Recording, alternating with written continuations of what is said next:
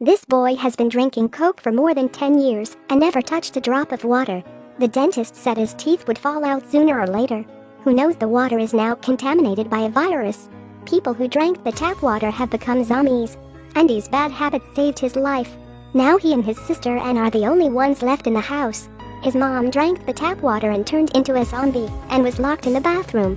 Anne is fine, because Andy usually uses bottled water to make her formula. But it's always dangerous to be with a zombie. One day when Andy was visiting his mom, he didn't notice that Anne was following him. As a result, the hungry mother directly towards Anne jumped. Luckily, Andy had already found that green plant seemed to be more attractive to the zombies. That's why he lured Mom away. But Anne kept crawling behind her. As soon as Mom turned around, Anne would be infected with a zombie. At that moment, the crawling mother knocked over a stand of the TV cabinet. The TV fell down, completely crushing the mother. But Andy was too late to grieve. A new problem emerged. There was no food in the house and there were zombies outside. How can he escape with Anne? In a desperate situation, human potential is infinite. He tied Anne to his body, used the cat as bait to lure the walkers away, and ran outside the house. The road was full of zombies. There was only one place in town where they could survive, and that was the biggest supermarket in town. He took Anne and ran like crazy to the supermarket, but the supermarket door was locked. Andy was surrounded by walkers on all sides. Just when he thought he was going to die, a pair of hands pulled him in. It was the police officer, John. He had already used the supermarket as a shelter. There was enough food for the three of them to eat for years. But the policeman wasn't as happy as Andy, because his daughter was also infected by the virus, but he would never give up hope. He locked his daughter in a secret room hoping to find a way to recover her. And so the combination of 3 people and a zombie lived here. The police opened a fire and cooked a meal, but then came the embarrassing thing. Outside the supermarket was full of zombies. John, however, did not panic in a supermarket drilling wood for fire. The embarrassing thing is that his years of experience in survival, but never lit a spark. Andy next to him couldn't stand it anymore. Somehow he found a lighter from somewhere and easily lit the campfire. But only John chose to eat hot food. Andy ate a dozen popsicles in a row. According to him, if he freezes his brain to numbness, it will ease the pain of his mother's death. But this is not the way to sit and wait for death. Maybe one day the zombies will break through the supermarket's defenses. So they decided to go to the source of the water contamination every other day. Early in the morning, John built a cage for his daughter to prevent her from hurting people. Outside, the zombies were behaving strangely, like sunflowers following the path of the sun. The 3 of them took the opportunity to run into a car and went straight to the town's waterworks. The first infected people drank the contaminated tap water before they developed the problem. So they thought the source of the virus was here.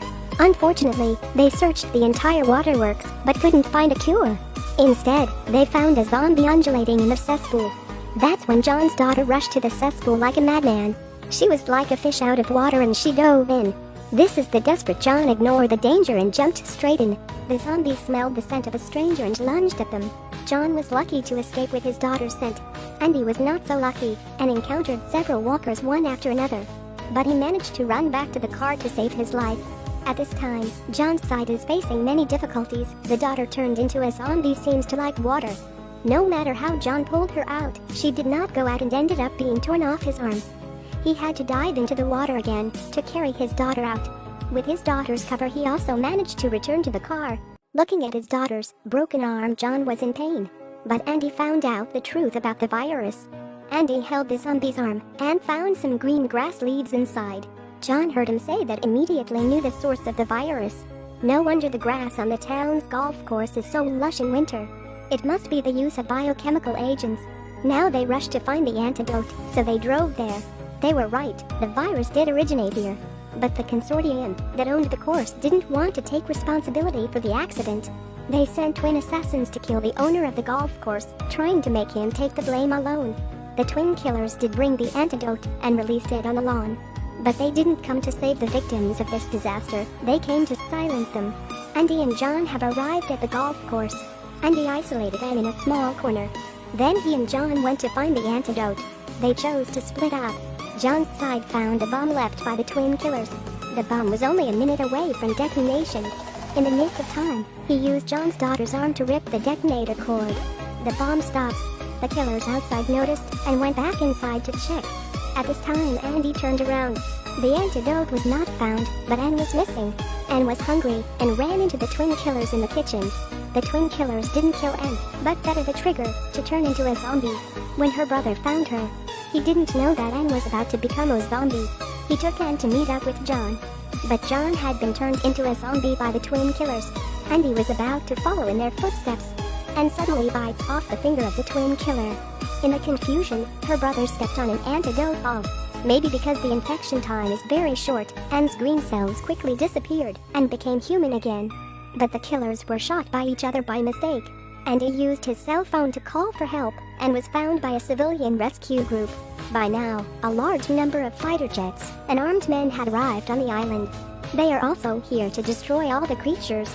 But Andy was smart enough to wait for the civilian rescue and escaped in a boat. But John's daughter's arm was thrown into the water by him without care. The arm was eaten by the fish little by little. It seems that a new wave of infection will be born.